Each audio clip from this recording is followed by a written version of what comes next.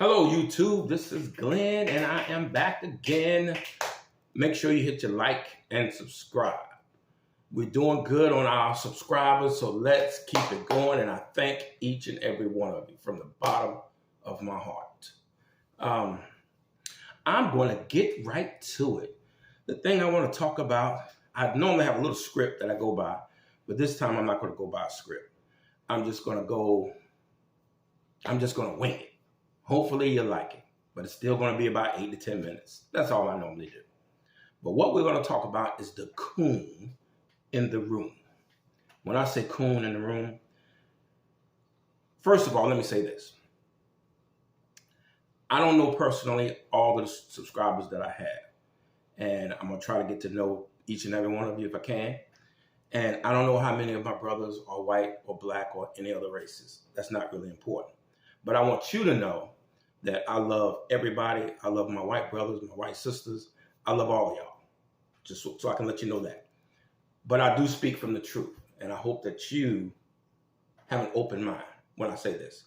No disrespect to nobody, no races, okay? One of the values that I did pick up from being raised a Jehovah's Witness is that I can look at each and every person and base it off of a personality, I guess, how we look at each other personally. I don't look at race. So, but if I see injustice, I will say something about it. So I just want to preface that with that comment. All right. The Jehovah's Witnesses are 37% black. 37%. So, like in the United States, we only make up about 13, 14%. But in the Jehovah's Witness faith, we're 37% black. Okay. And it's a mixture of other races as well. And probably the Hispanic population or my Mexican brothers, they're coming up as well. So they're probably, I don't know, but I would probably, be safe to say maybe it's 20%. So with that being said, with all the races that you have in the world, why is it that the governing body has, I think now it's eight white, 1 black? That's a proportionately different number than what your rankings are. If you are, or you say you represent Jehovah's kingdom or Jesus Christ's kingdom, how is it that everything you do is predominantly, I don't want to say white, or let's say maybe a European feel, how you have it set up, how you have everybody look or dress.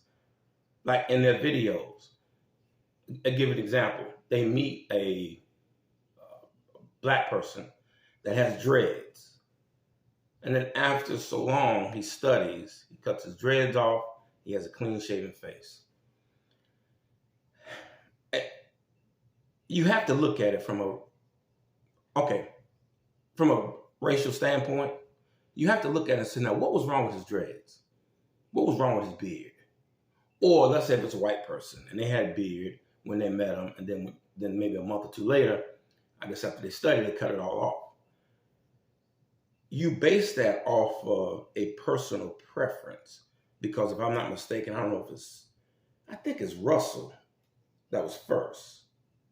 And then Rutherford came second, I believe. So I think Russell had all the beard. And then the other one that came, Charles has Russell and then Rutherford. Yeah, Rutherford had the clean shaven face.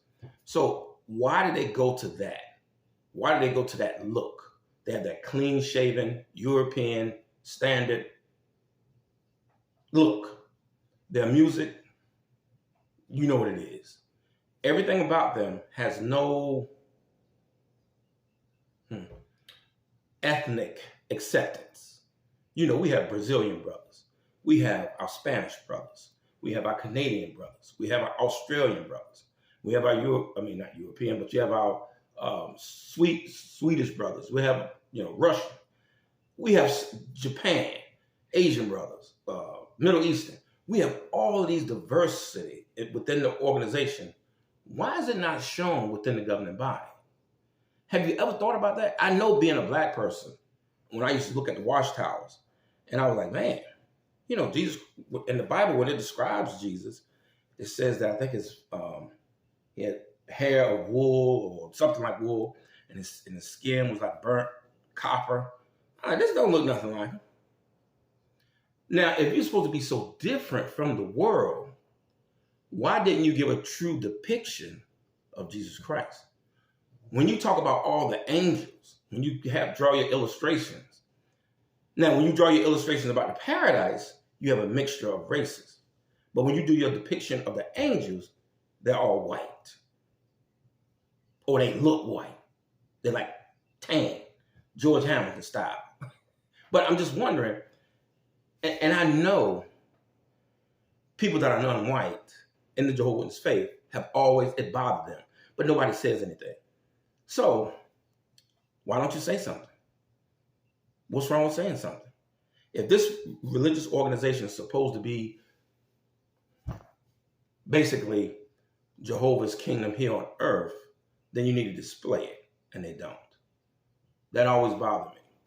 And that they never took the time to correct that. Never took the time to correct that.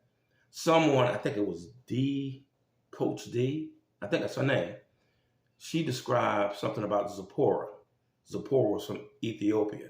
And then I guess in the illustration that the watchtower had, she looked like a white woman. And she was far from that. No offense, like I said, but describe the truth or give us the truth. If you say the truth, then give us the truth. It looks like that they have a mentality of don't question, just follow. Don't say anything, just follow. But the fact of the matter is, if you don't have if you're not stating what the Bible stated, or if you're not illustrating the gist of your organization, that leaves some questions for people to ask. If you have such a diversity amount of people, why doesn't it show in the governing body? So you mean to tell me Jehovah prefers white? Matter of fact, how you had it set up looks just like the Supreme Court. Now the Supreme Court, I think, they have a black woman now. But how they had it set up, they had, I can't remember how many in the Supreme Court. You had one black. And that's how the society was. And that's how it still is, one black. No other races. You mean to tell me there's no Hispanic brothers? No Hispanic brothers that have God's blessing to be enough to be in the governing body. No Asian brothers. Come on. No African brothers. No Italian brothers. It's just, you're supposed to be a representation of the organization. And you have it when you go to the assemblies or the international assemblies back in the day. But when you look at the governing body, it's probably about, let me safe to say, maybe 85, 90% white. Why is that? And most of your people that are non-white within the organization, it bothers them, but they don't say anything about it. It bothers them about the music.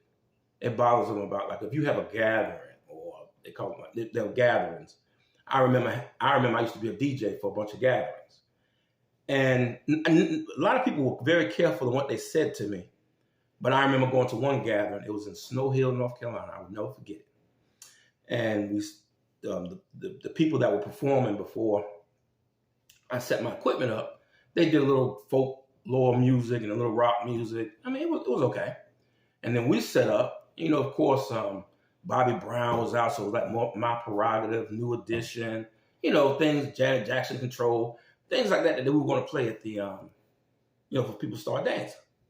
Well, this one brother, he was Caucasian, he came up to me, he's like, we want to be careful about the music. I said, what are you saying? Oh, you think I'm going to play music that's going to be cursing and everything? Oh, well, no. I said, yeah, that's what you're saying. I said, that's what you're asking me. Listen, man, I've been raised in the truth. At the time, that's what I thought it was. Get that straight. But I said, I know what kind of music to play. I'm not going to play anything that's going to be, I know there's older people here. We're not going to be disrespectful to them. I'm going to play music, but it's going to be music that we can jam to, that we can dance. And he said a few other comments. I said, you know what? I told my cousin, and at the time I didn't curse a lot then. I try not to curse a lot now, but every now and then, slip up. I said, man, pack my shit up.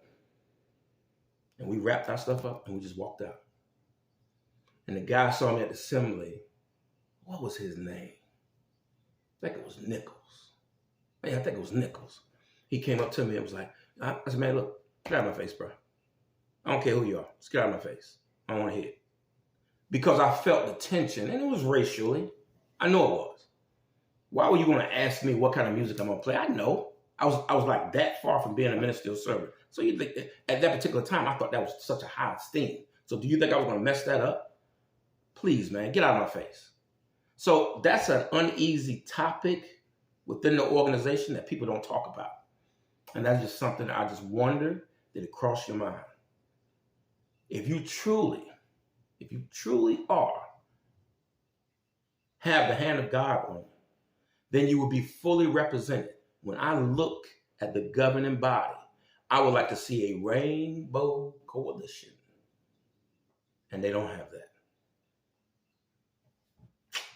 Another thought about the org that you know what I want to do. Bankrupt their ass. Don't forget, like and subscribe. More videos are coming. Hope you like.